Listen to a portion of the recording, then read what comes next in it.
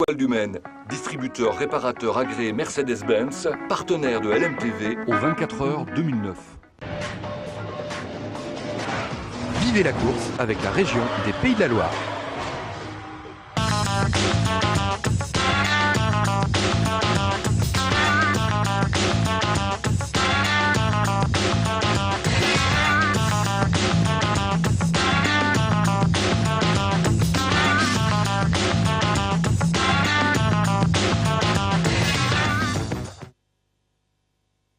TV, bonjour, bon réveil à vous, merci de nous avoir rejoints, on est ensemble jusqu'à 15h30 pour vivre la fin de cette 77e édition.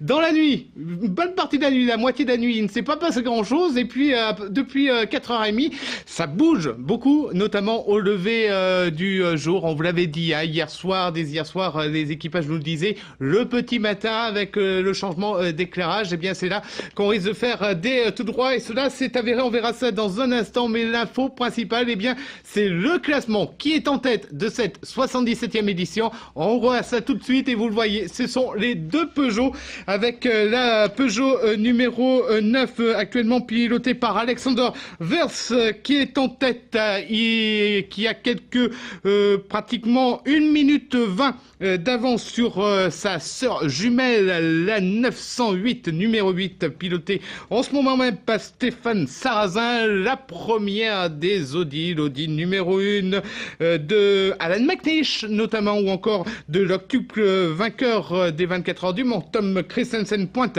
à la 3e place avec un retour de retard. Derrière, il n'y a pas eu beaucoup de changements. On a aperçu l'Aston Martin 007 en 4e position et puis le Team Oreca Matmut qui est actuellement avec sa numéro 11 à la 5e place. Alors, je vous le disais, il s'est passé beaucoup de choses au petit matin. Traditionnellement redouté, cette nuit du Mans n'a pas épargné les concurrents puisque la Peugeot 908 numéro 7 ainsi que son pilote Benoît Tréduyer sont allés au tapis. Cela s'est passé dans la descente de la Chapelle. Du côté des Peugeot officiels, ça va plutôt bien, on l'a vu, puisque la 9 et la 8 caracolent toujours en tête. Des contretemps se sont concentrés sur la 3e Peugeot, la 908 HDI numéro 7 qui compense en échangeant les records du Tour. Elle pointe actuellement cette Peugeot à la 9e place. Hier soir, on l'avait pourtant quitté à la 7e place. Et puis, l'info principale, c'est à 4h46, le safety car qui a dû entrer en piste, qui a été obligé de rentrer pour interrompre la course durant près de 42 minutes afin de permettre l'évacuation de Benoît Tréduyer. C'était donc au volant de la Peugeot Pescarolo numéro 17. Benoît Trédouillet a été placé sous contrôle médical pendant près de 2 heures. Le pilote Pescarolo Sport, heureusement, se porte bien. Son prototype diesel occupait la 4e place lorsque cet accident s'est produit. Je vous propose d'entendre Henri Pescarolo, le team manager. C'est jamais très drôle effectivement parce que tout allait très bien. On avait un tableau de marche qui était relativement prudent. On était en train d'assurer derrière les deux Peugeot restantes une bonne position pour peut-être un podium. Il y a eu une sortie de route, donc c'est toujours embêtant parce que c'est un choc très violent. On a été inquiet pour le pilote. Maintenant, on est certain qu'il va très bien et qu'il n'y a aucun problème. C'est fini, on a perdu notre Peugeot, donc c'est un peu triste.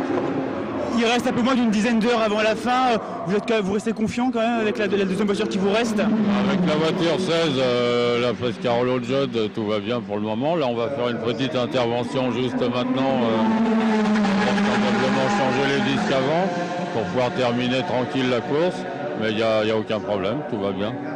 Voilà, on va voir d'ailleurs les images de cette Pescarolo numéro 16 qui est actuellement 7e, oui, et qui a changé donc ses disques avant. Vous le voyez avec donc cette voiture dans son stand. Sachez, on parlait de safety car, qu'il y a une autre apparition du safety car. La première donc de la nuit, c'était entre 4h04 et 4h46. La deuxième entre 5h05 et 5h41. Là, la direction de course a décidé de lancer en piste à nouveau donc la safety car parce que les commissaires de piste avaient signalé des portions du circuit qui étaient couvertes d'huile. Les pilotes en ont profité de ces 40 minutes, notamment d'interruption, pour passer par la voie des stands et ainsi ravitailler. Autre information donc concernant cette nuit avec cette fois-ci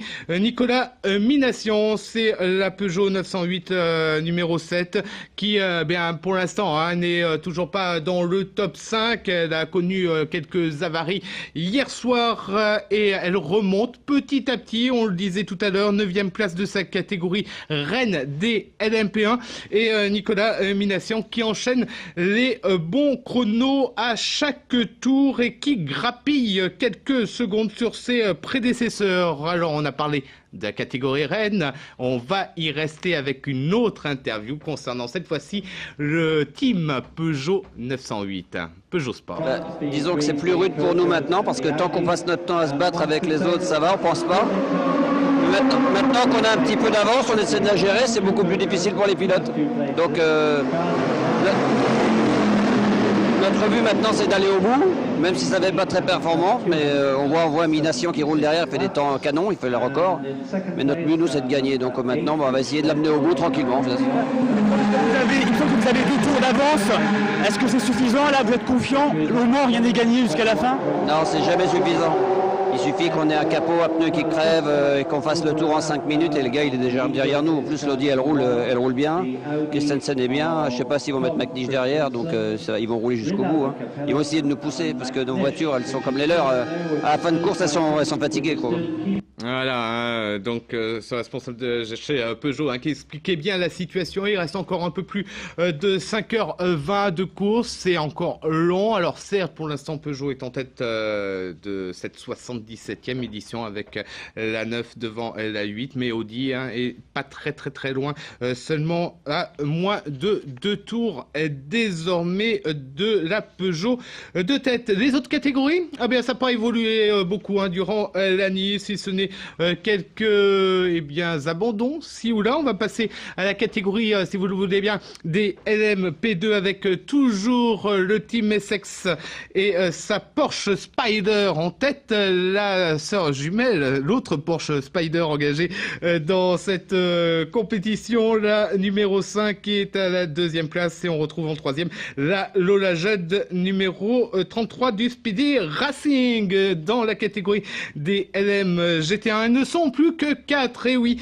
une Corvette, celle de Luc Alphon Aventure, la 72 a abandonné, on vous en parlait dès hier soir, cet abandon a été officialisé aux environs d'1h30 et pour l'instant, c'est la Corvette 63 qui est en tête devant la 64. Belle bagarre puisque seulement 30 petites secondes séparent ces deux Corvettes, la Luc Alphon Aventure, l'autre, la 73, pilotée actuellement par Julien Schluss, se trouve à la 3e place avec 1 tour et demi de retard. Et puis concernant la catégorie des LM GT2, c'était la grosse catégorie de cette 77e édition. Elles étaient 17, elles ne sont plus que 13 et c'est toujours Ferrari qui mène la marche.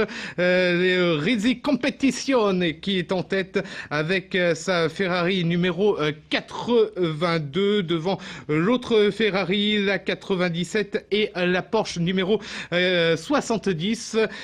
Quant à la Ferrari du Dr Love, Dr Shepard, alias Patrick Dempsey, eh bien, pour l'instant, elle est à la 10e place de sa catégorie, mais est actuellement encore dans son stand. Voilà ce qu'on pouvait dire à 9h et pratiquement 41 minutes sur LMTV, sur cette 77e édition. Je vous rappelle le trio de tête pour l'instant: Peugeot 908 numéro 9, Peugeot 908 numéro 8 et Audi R15 numéro 1. On se retrouve à 11h30 pour un prochain point. À tout à l'heure.